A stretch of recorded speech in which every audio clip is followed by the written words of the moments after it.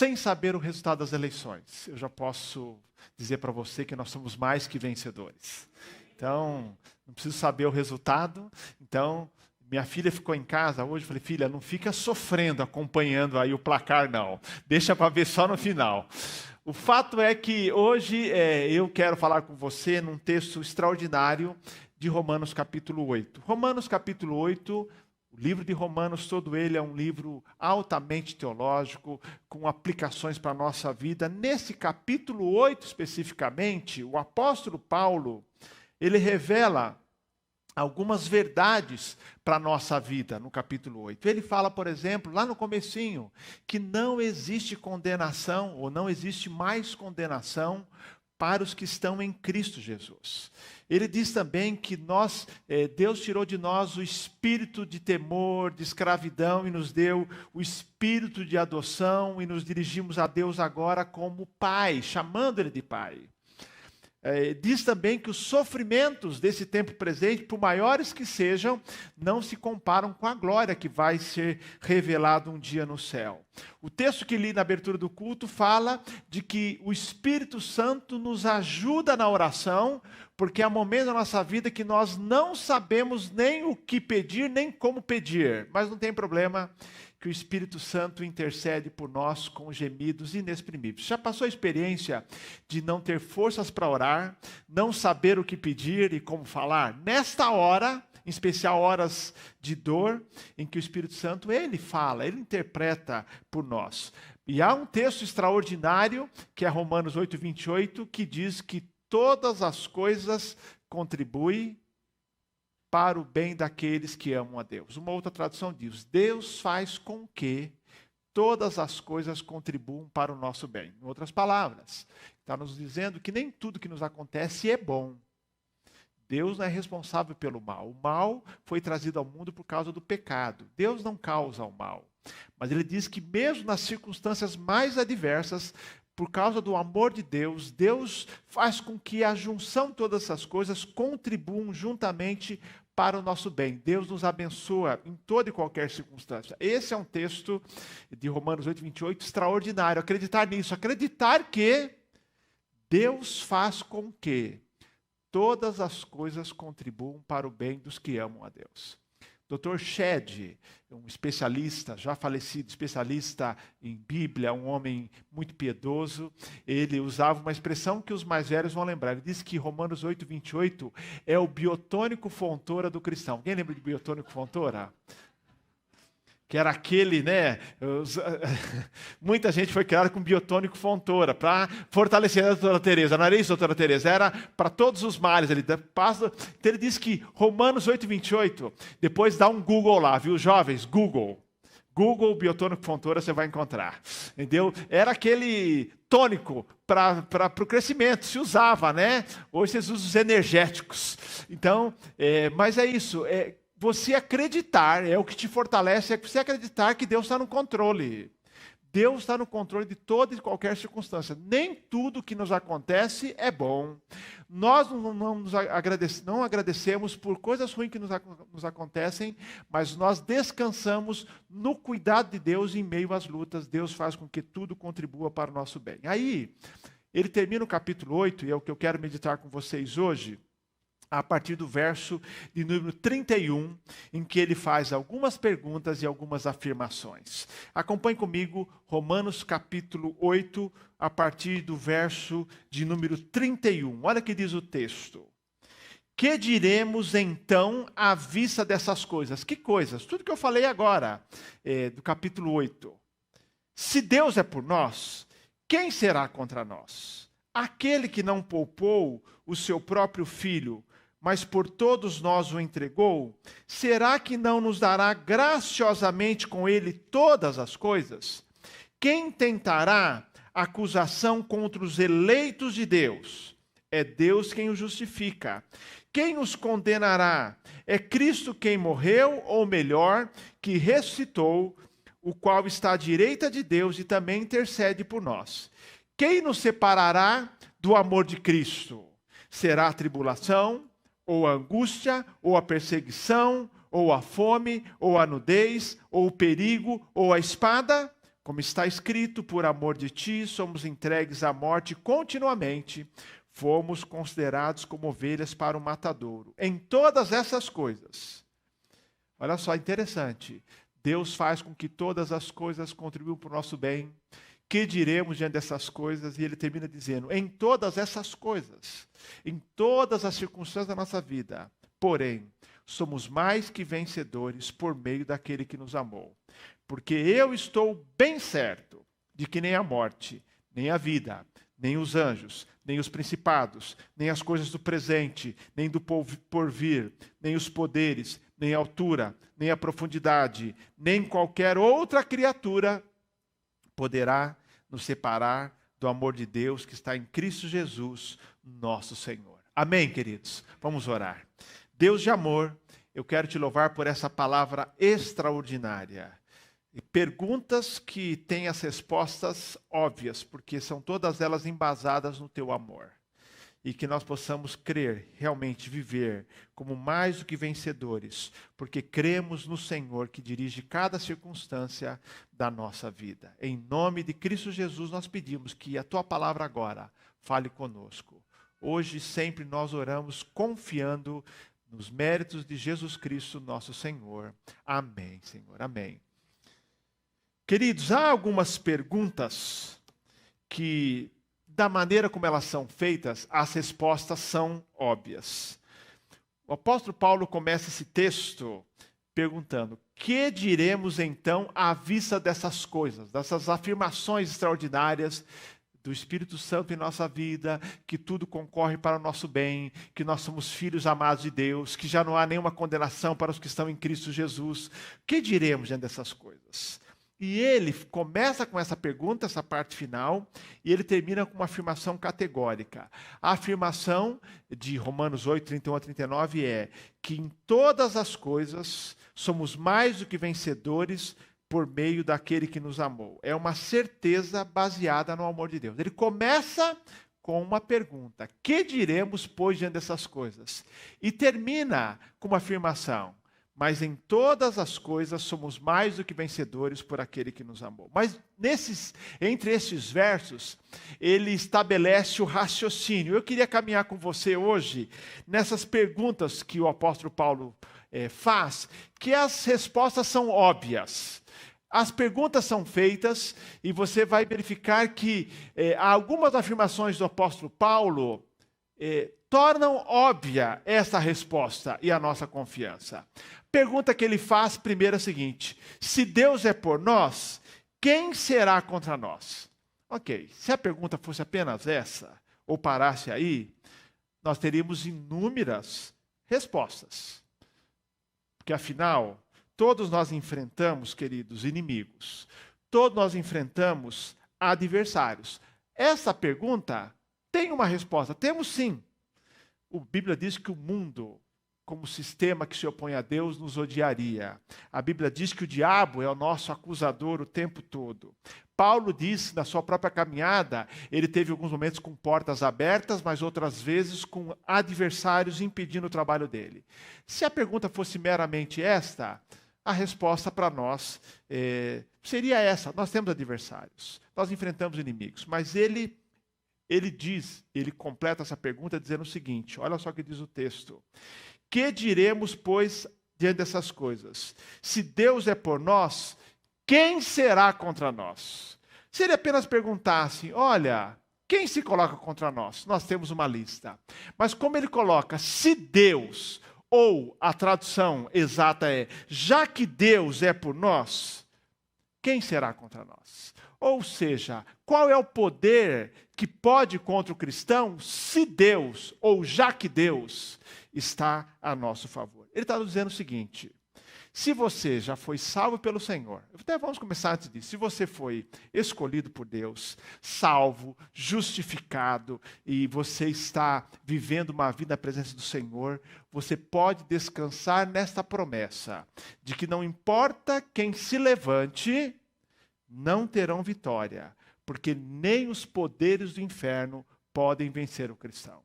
Eu gostaria, se eu fosse escrever esse texto aqui hoje, escreveria assim: que nada nos separa do amor de Deus, nem eleição, nem as eleições, nada que aconteça em nossa vida separa do amor de Deus, porque Deus é por nós e ninguém será contra nós. Essa é a primeira pergunta que Paulo ele tem uma confiança nessa resposta. Ele está dizendo o seguinte: olha, é verdade que temos inimigos, eu próprio enfrentei inimigos, mas lembre-se, se Deus é por você, se Deus é por nós, que poder terá, que vitória terá qualquer coisa ou qualquer pessoa que se colocar contra nós? Essa é a primeira pergunta, que é uma resposta para nós óbvia. Segunda pergunta que ele faz: aquele que não poupou o seu próprio filho, que é Deus, mas por todos nós o entregou, será que não nos dará graciosamente com ele todas as coisas? Qual que é a resposta a essa pergunta?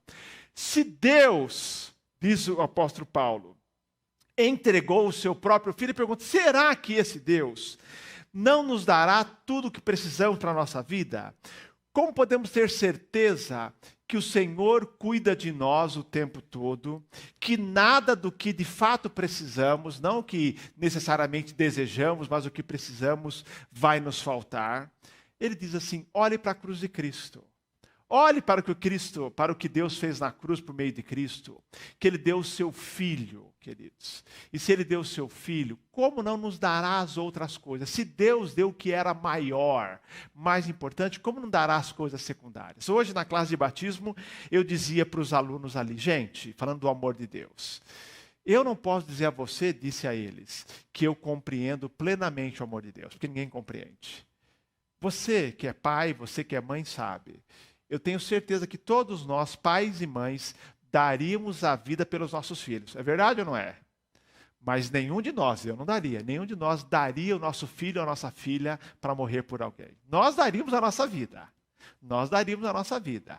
Mas nós não daríamos ele em favor de ninguém. Verdade? Ninguém daria. Nós protegemos. A Bíblia diz que o amor de Deus, por isso ele é incompreensível, é um grande amor, deu seu próprio filho, sua maior dádiva.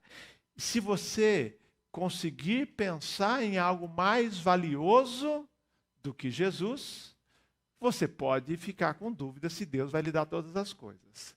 Mas se você, como apóstolo Paulo, tiver a plena convicção que Deus, ao enviar Jesus, deu o que era mais importante para ele, para morrer em nosso lugar, ele vai nos dar as outras coisas graciosamente. Esse é um texto que fala, queridos, da infalível generosidade de Deus. Quando você for tentado a desconfiar, ou duvidar, e pensar que falta algo em sua vida, que Deus não vai suprir, que Deus não vai cuidar, que é final da estrada, que não há luz no fundo do túnel, você deve olhar para a cruz de Cristo e saber que este Deus que deu seu próprio Filho é o Deus que vai dar tudo o que precisamos para a nossa vida. Não vai nos libertar de todo sofrimento, não vai impedir toda e qualquer situação, mas é um Deus que graciosamente vai cuidar de nós. Então essa é uma resposta óbvia. Aquele que não poupou o seu próprio Filho, antes ou entregou por todos nós, será que não nos dará com ele todas as coisas? A resposta é sim, ele dará todas as coisas que nós necessitamos. Terceira pergunta: quem tentará acusação contra os eleitos de Deus? Se eu parasse também a pergunta aí, nós temos resposta. Um monte de gente vai nos acusar, não é verdade? Mas ele diz: é Deus quem justifica. Se apenas dissesse: quem tentará acusação contra os escolhidos de Deus? A cena aqui é de um tribunal. Quem vai se levantar num tribunal para apresentar uma acusação contra nós? E eu digo assim, a Bíblia diz que o diabo é o nosso acusador. Nós próprios, em nosso coração, temos coisas que nos acusam, que nós nos arrependemos, e nós temos vergonha, e se pudermos, esconderíamos. Nós também sabemos que vamos comparecer perante o tribunal de Cristo, mas o texto diz que ninguém tentará acusação contra os eleitos de Deus, porque Deus já nos declarou justos. Então não há nenhum pecado passado, nenhum pecado presente, nenhum pecado futuro que poderia ser lançado na sua cara, dizendo assim: você pecou, porque o Senhor já morreu por todos. Não é desculpa para o pecado, mas ele já morreu por todos. Eu gosto de imaginar o céu, nós chegando diante de Deus, gratos pelo amor dele, por tudo que ele fez por nós, pela sua graciosidade conosco, a sua bondade para conosco. E nós vamos talvez tentar entrar no céu ali, entrando no céu, já pedindo perdão, dizendo: Senhor, me perdoa, porque eu fiz isso, fiz aquilo. E Deus vai dizer assim: não lembro, não lembro, não lembro, porque no dia em que Cristo morreu por você, eu já apaguei. Já apaguei. É verdade que o diabo tenta nos acusar. Essa semana ainda ouvi um podcast de um pastor muito querido nos Estados Unidos, e ele falando sobre graça. E ele dizendo assim: queridos, a graça que se manifestou, e nós falamos sobre ela hoje de manhã, é a graça que não se manifestou apenas na salvação. É a graça que me salvou. É a mesma graça que o tempo todo está dizendo que qualquer pecado que eu cometi, ele já pagou. Em outras palavras, ele havia enfrentado uma luta muito grande, havia pecado. Ele diz assim: quando eu olho para a graça de Deus, a graça que me levantou, e eu fico imaginando que se não fosse essa graça, eu estaria prostrado com o acusador. Mas quando eu olho para a graça de Deus, essa graça que me levantou de um pecado, eu estava derrotado. E a gente costuma manter as pessoas não com ficha limpa, né, gente? A gente mantém a pessoa com a ficha suja. Mas o Senhor, ele é especialista em manter a ficha limpa. Ele apaga, ele não se lembra mais. Por isso que Deus apresenta Davi como um homem conforme o coração de Deus, porque Deus olha para Davi não por aquilo que Davi fez, mas pelo arrependimento e pelo perdão do pecado. Por isso que Jesus reafirma o seu amor por Pedro, dizendo: Pedro, eu não olho para você com base na negação, com base na sua queda. Eu olho para você com amor e com graça. E quando Jesus pergunta: Pedro, você me ama? O fato é que não era Jesus que tinha dúvida em relação ao amor de Pedro. É Pedro que duvidava se Jesus ainda o amava. Porque Jesus não tinha nenhuma dúvida em relação a Pedro, mas Pedro estava em crise. Ele perguntou: Pedro, você me ama? Não é que Jesus está dizendo assim: Pedro, olha, você pecou contra mim, agora estou com uma crise aqui, não sei se você ainda me ama. Não, ele está dizendo: Pedro, está reafirmando o amor dele, Jesus, por Pedro, dizendo assim: Pedro, você pode confiar nesse amor, como eu confio no amor que você tem por mim. Queridos, quem tentará acusação contra os eleitos de Deus? É Deus quem justifica. Fomos declarados justos, nenhuma acusação pode subsistir diante do tribunal de Deus, porque nos declarou justos. Queridos, e essa declaração de que somos justificados, perdoados, limpos, foi feita no Supremo Tribunal Celestial. E esse não falha. E não cabe recurso, viu, gente? Não cabe recurso. A Bíblia diz que Deus lançou os nossos pecados lá no fundo do mar. Lá no fundo do mar. Ele apagou. E você olha para você não como um pecador, mas como alguém que foi justificado. Paulo pergunta e tem certeza da resposta: quem tentará acusação? Não é que ninguém vai acusar. Quem vai conseguir levantar uma acusação que vai me tornar novamente culpado? Qualquer acusação vai cair por terra, porque quando apresentar a acusação, Jesus vai dizer assim: já morri por esse pecado, já morri por esse pecado, já declarei justo, já não cobro mais. Estamos completamente quites com Deus. Essa é a terceira pergunta de uma resposta óbvia à luz do amor de Deus. A quarta pergunta: quem, além de apresentar a acusação, quem os condenará? Quem nos condenará? E ele fala: é Cristo Jesus quem morreu, ou melhor, quem ressuscitou, o qual está à direita de Deus e também intercede por nós. Está dizendo que todas as tentativas de condenação estão fadadas ao fracasso, porque a pena já foi paga, Cristo já morreu, já ressuscitou e morreu por todos os nossos pecados, ressuscitou para tornar possível a bênção desta justificação ser aplicada a nós. Não há mais nenhuma pena a pagar, nada que nós merecêssemos nós recebemos, ele tirou, porque Cristo já pagou, Cristo morreu por todos os pecados. Ele diz assim: ninguém vai poder condenar, porque quando Cristo morreu, o seu sacrifício foi eficaz. Quando ele ressuscitou, ele estava dizendo: eu tenho poder para perdoar pecados. Romanos 4:25 diz o seguinte: Jesus Cristo, nosso Senhor, o qual foi entregue por causa das nossas transgressões e ressuscitou por causa da nossa justificação. Ele se entregou pelos nossos pecados e ao ressuscitar nós somos justificados. Se ele ficasse no túmulo, estaríamos perdidos, mas ele ressuscitou. A bênção não para por aí, porque ele diz assim, que hoje ainda ele está à direita de Deus, intercedendo por nós, nos defendendo. Não é maravilhoso? Ele está lá nos defendendo. Cada vez que, porque o diabo está ali acusando. Cada vez que a gente peca, cada vez que você peca, está lá, você tem um advogado te defendendo, dizendo assim, por esse pecado Cristo morreu. O apóstolo João, lá no capítulo 1, fala sobre que devemos confessar os nossos pecados, porque Jesus é fiel e justo para nos perdoar os pecados, nos purificar de toda injustiça, e entra no capítulo 2 dizendo o seguinte, filhinhos, essas coisas vos escrevo para que não pequeis, porque o objetivo é não pecar. Se todavia alguém pecar, temos um advogado junto ao Pai, Jesus Cristo, o justo.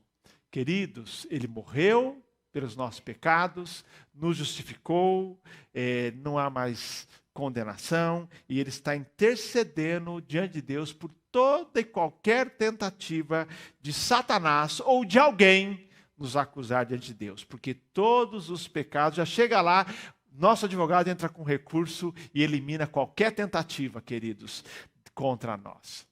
Quem os condenará? Muita gente condenaria. O meu coração me condenaria, você se condenaria. Sabe, muitas vezes Deus nos perdoa, a gente não se perdoa.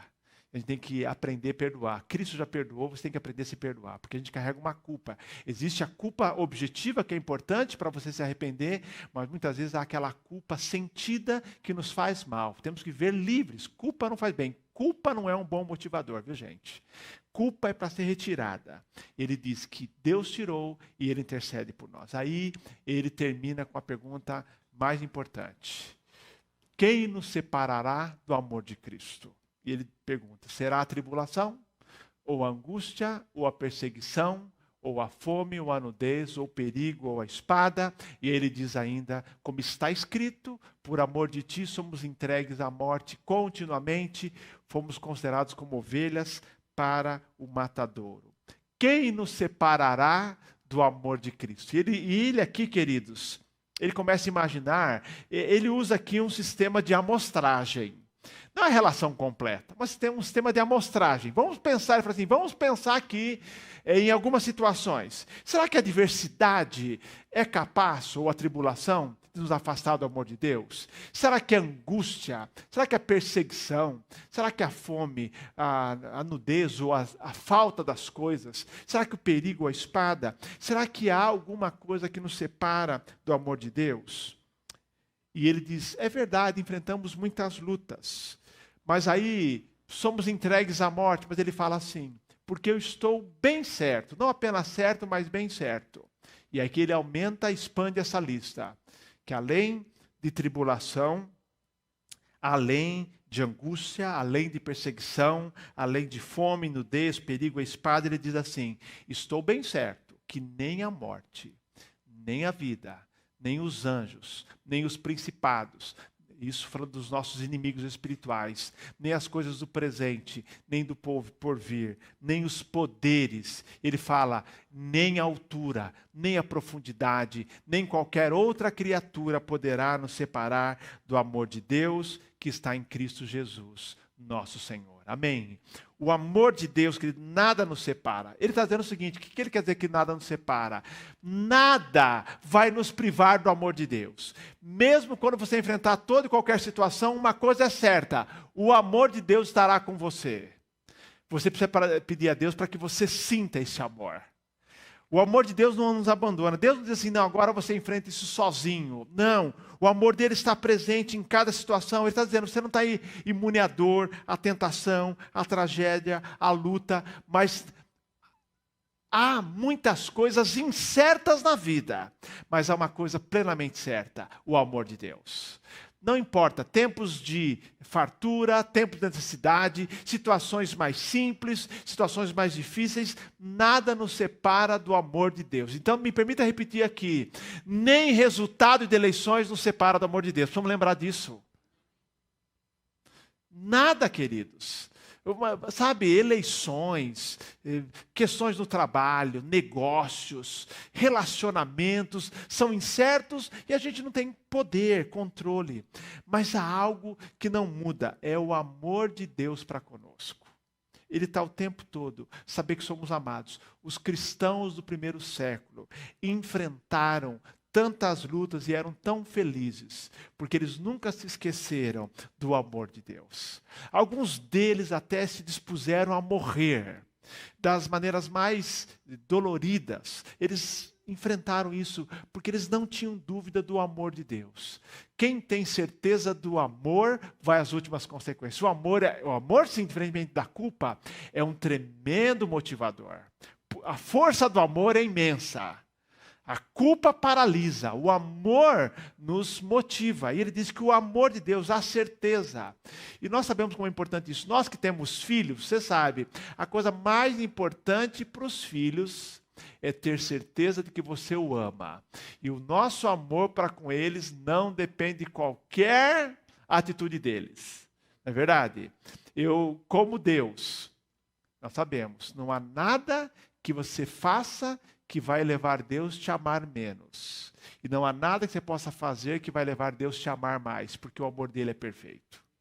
E nós, como pais, tentamos transmitir isso um pouquinho. Nós amamos como uma escolha. Nós amamos como uma escolha.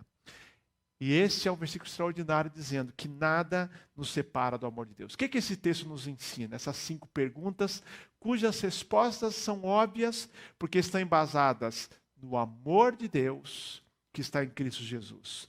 Aí eu quero usar algumas expressões que John Stott usou. Ele diz, John Stott, que esse texto está nos ensinando que nada pode frustrar o plano de Deus, porque Ele, Deus, é por nós. John Stott diz que nada pode invalidar a generosidade de Deus, porque Deus deu o seu próprio Filho para morrer por nós. Que ninguém pode nos acusar, porque Ele já nos justificou. Ele, Deus, já nos justificou. Nada pode nos condenar, porque Cristo já pagou pela nossa condenação. E nada pode nos separar do amor de Cristo, porque seu amor é mais forte até do que a morte. Por isso que ele usou a expressão, que é o título dessa mensagem, em todas essas coisas, porém, todas essas coisas, as lutas que enfrentamos, somos mais do que vencedores por aquele que nos amou. Então você vai guardar uma expressão para você não esquecer nunca mais. A expressão que aparece mais que vencedores é a expressão hiper-Nike. Hiper-Nike. É de onde você usa o seu tênis aí, é o Nike. Vencedor. Hiper-Nike significa mais, acima. Em Cristo nós somos hiper-Nikes, a expressão grega. Nós somos mais do que vencedores, super vitoriosos por aquele que nos amou. Assim como Paulo diz que ele não estava apenas certo, mas estava bem certo dessas verdades, ele diz assim, não apenas nós somos vencedores por sermos filhos de Deus, nós somos mais do que vencedores por causa daquilo que Ele fez por nós e por causa daquilo que Ele é em nossa vida. Que você viva a sua vida, queridos, à luz dessas verdades. As perguntas que têm respostas óbvias, certas, seguras, porque estão estabelecidas, estão baseadas no amor de Deus, no seu plano perfeito na nossa vida. E Paulo, então, diz, e aqui eu quero terminar, novamente lendo esse versículo. Ele, depois de falar de todas as situações que enfrentamos, ele diz, em todas essas coisas, porém, somos mais do que vencedores, por meio daquele que nos amou. E à luz desse versículo desse texto eu diria, por meio daquele que nos amou, nos ama e sempre amará. É que nós somos mais que vencedores. Amém, queridos? Queria orar com você um instante. Vamos agradecer a Deus por 2 verdades. Primeiro, que o amor de Deus não muda. E a segunda é que com base nesse amor, nós temos a plena certeza que em todas as coisas somos mais do que vencedores. Até algumas situações que parecem derrota, não é? Somos vencedores. Queria que você orasse agora. Agradeça a Deus o amor dele que não falha. E que você possa ter a plena convicção que por meio desse amor você pode ser mais do que vencedor. Sim, Senhor. Nós queremos viver mais uma semana à luz dessa grande verdade, que nada nos separa do teu amor, que teu amor não falha. Muitas coisas não dão certo em nossa vida, nem sempre as coisas acontecem como desejamos, mas uma coisa é certa e imutável: teu amor para conosco. O Senhor sempre diz em toda e qualquer situação: você é meu filho amado. E que em todas as coisas nós somos mais do que vencedores. Porque as vitórias do cristão muitas vezes não são as vitórias humanas. São vitórias por trás até de aparentes derrotas. Porque são vitórias que o Senhor dá para a nossa vida, vitórias espirituais. Leva-nos a viver à luz dessa verdade, nos alegrando e descansando no teu amor e na vitória que é possível por meio de Cristo Jesus. É a minha oração, agradecido em nome do teu Filho amado. Amém.